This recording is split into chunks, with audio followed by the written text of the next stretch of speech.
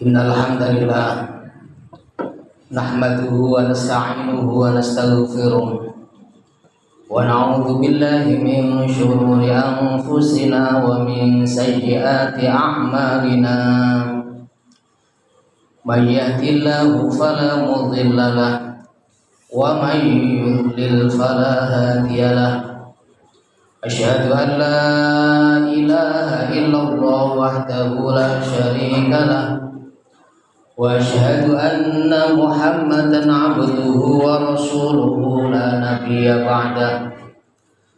Allahumma shalli wa sallim ala sayyidina Muhammad ibn Abdillah wa ala alihi wa ashabihi wa mawalah. Amma ba'du fa ya ibadallah, usikum wa nafsi bi taqwallahi wa ta'atihi. Qala Allah Ta'ala, ya ayyuhalladzina amanu taqullaha haqqa tuqatih wa la tamutunna illa wa antum muslimun. Kaum muslimin jamaah Jumat rahimakumullah. Hidup manusia di alam dunia cuma sekali dan sebentar.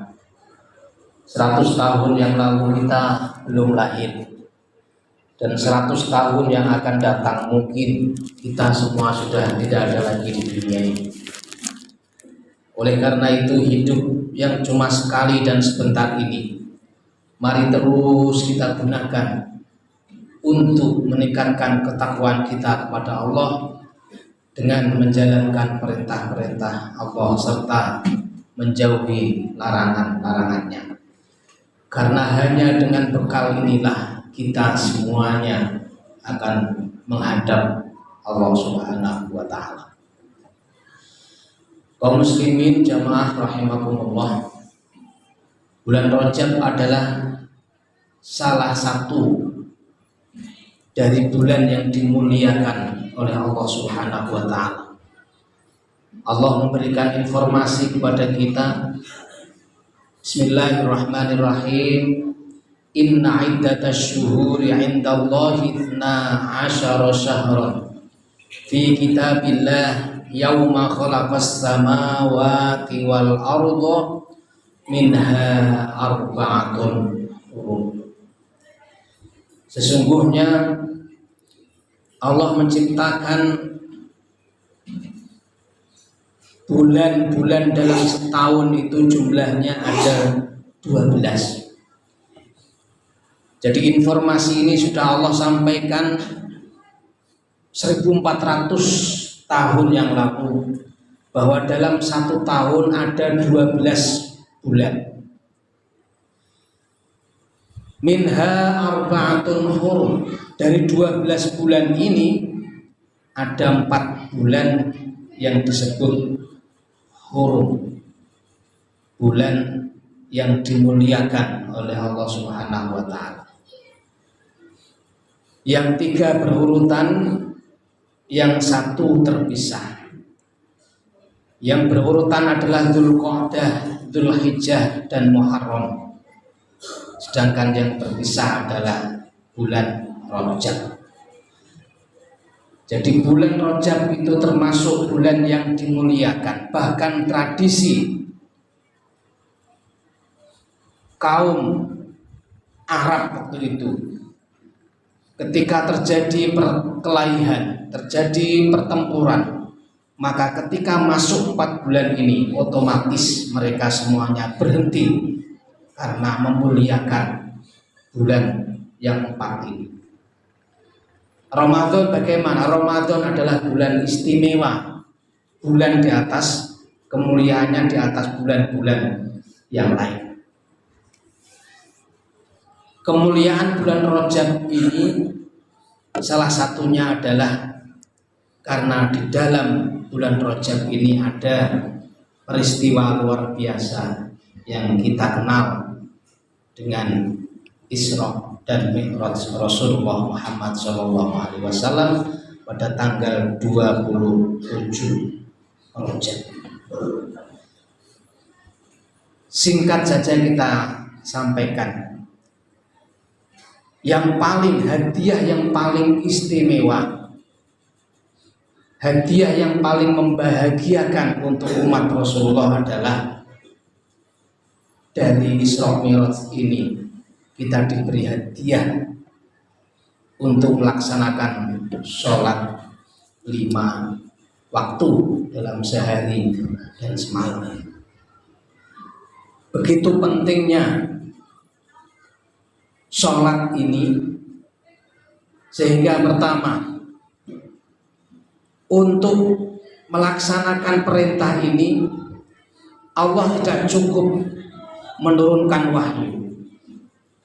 Kalau perintah-perintah Allah yang lain, Allah cukup menurunkan wahyu melalui malaikat Jibril alaihissalam. Allah perintah kita puasa, cukup turun ayat, ya ayyuhalladzina amanu kutiba alaikumussyam kama kutiba alal ladzina min qablikum la'allakum tattaqun. Wahai orang-orang yang beriman, diwajibkan atas kalian semuanya berpuasa supaya kalian menjadi orang-orang yang bertakwa. Itu perintah puasa, cukup turun wahyu dibawa oleh malaikat Jibril. Allah perintah kita untuk zakat, cukup turun wahyu, khudz min amwalihim shadaqatan tutahhiruhum wa tuzakkihim biha. Allah perintah kita haji umroh, cukup turun wahyu, wa atimul hajja wal umrata lillah.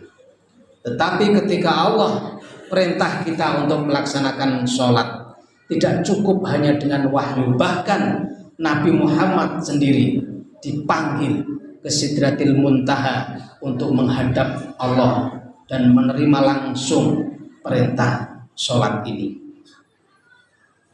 Yang kedua, begitu pentingnya sholat sampai Rasulullah mengatakan as-sholatu imaduddin. Sholat adalah tiang agama. Faman aqamaha faqad aqamad-din wa man tarakaha faqad hadamad-din. Siapa yang melaksanakan sholat berarti dia meneguhkan, mendirikan agamanya. Dan siapa yang meninggalkan sholat berarti dia meruntuhkan agamanya. Hadis ini bisa dimaknai dalam dua, secara individu, secara pribadi ataupun secara umum. Secara individu pribadi, ketika diri kita merasakan kita sholat itu semakin nikmat, semakin semangat menghadap Allah melaksanakan sholat, berarti iman di dada kita, agama di diri kita akan semakin kuat dan kokoh.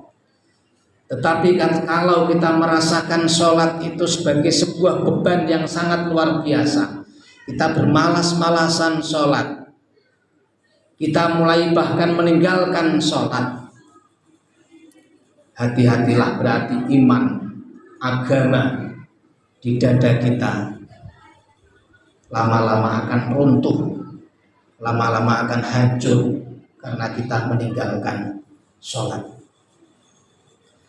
Secara umum, ketika di masyarakat, di kaum, kampung, masjid ramai dengan kegiatan jamaah sholat, masjid makmur setiap berkumandang sholat fardu, maka Islam di wilayah itu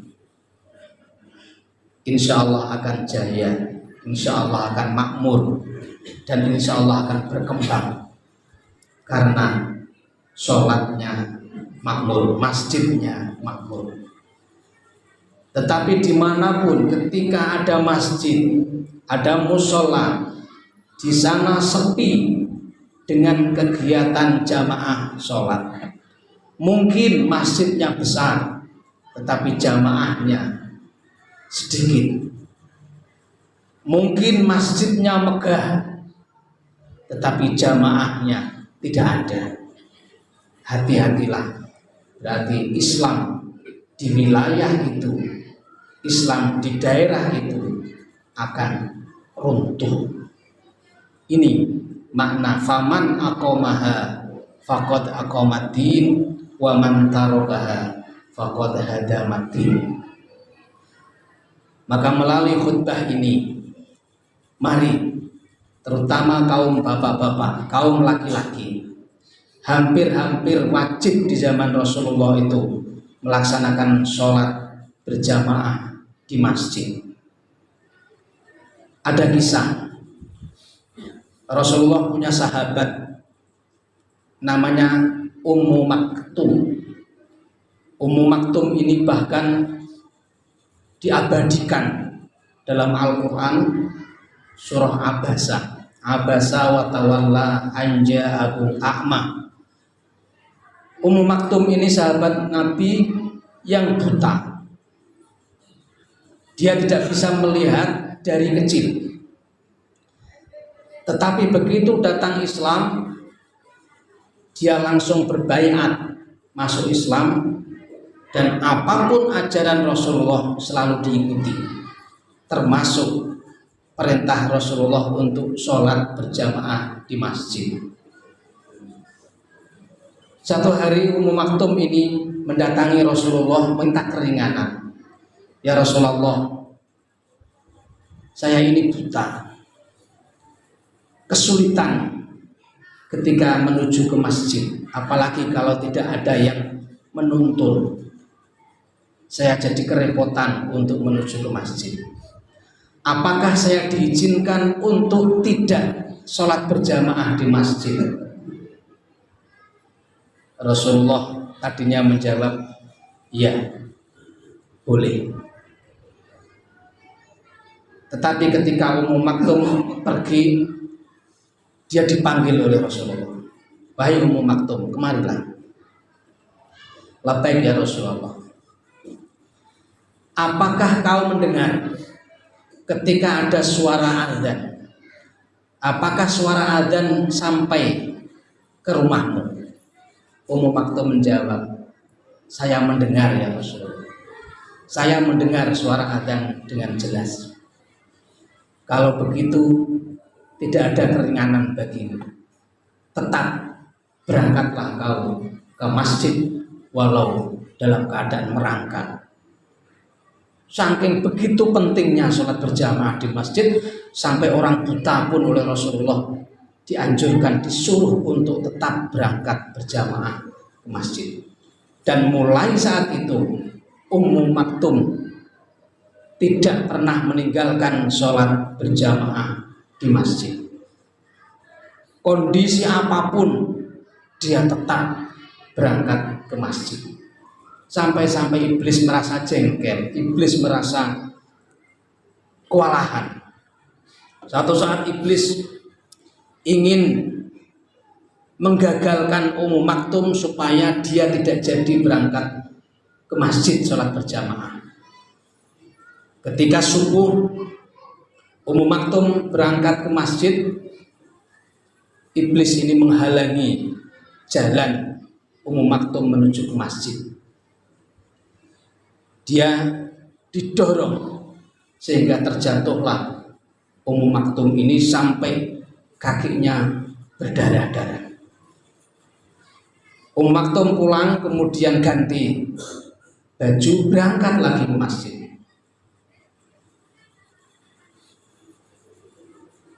Digoda lagi, Ummu Maktum didorong dan terjatuh kembali. Tapi Ummu Maktum pulang, kemudian dia ganti pakaian menuju ke masjid lagi. Saat itulah iblis mendengar kabar dari langit bahwa ketika iblis ini mendorong Ummu Maktum sehingga Ummu Maktum ini terjatuh, Allah mengampuni semua dosa-dosa Ummu Maktum. Kemudian 2 kali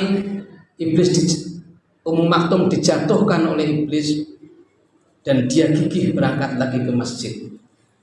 Allah mengampuni seluruh keluarga Ummu Maktum. Sehingga untuk yang ketiga kalinya justru iblis mendampingi Ummu Maktum, bahkan menuntun Ummu Maktum ini sampai dipastikan masuk ke dalam masjid. Dan subuh-subuh berikutnya justru iblis ini mendatangi Ummu Maktum dan menuntun Ummu Maktum jangan sampai terjatuh dan memastikan Ummu Maktum sampai ke masjid. Satu hari Ummu Maktum bertanya, "Wahai Kisanak, siapakah kau yang setiap pagi menuntun saya?" Iblis menjawab, "Saya iblis." Terkejut Ummu Maktum. Bagaimana mungkin iblis menuntun saya menuju ke masjid? Bukankah kau selalu menggoda, selalu menganjurkan untuk tidak berangkat ke masjid? Betul. Ingatkah kau ketika subuh itu kau terjatuh? Dosamu diampuni oleh Allah. Untuk yang kedua, kau terjatuh karena saya dorong, keluargamu diampuni oleh Allah. Saya tidak mau kau terjatuh kembali. Kalau kau terjatuh kembali, saya khawatir seluruh masyarakatmu akan diampuni oleh Allah karena kegigihanmu berjamaah di masjid. Maka saya tidak mau itu terjadi, dan saya memastikan kau selamat sampai ke masjid. Kaum muslimin jamaah rahimakumullah, itulah kemuliaan-kemuliaan orang-orang yang sholat, dan tidak hanya sholat, dia mengutamakan untuk berusaha berjamaah di masjid. Tentu kisah Ummu Maktum ini menjadi kaca buat kita. Ummu Maktum yang buta, Ummu Maktum yang tidak bisa naik kendaraan, dia harus tertatih-tatih selangkah demi selangkah menuju ke masjid.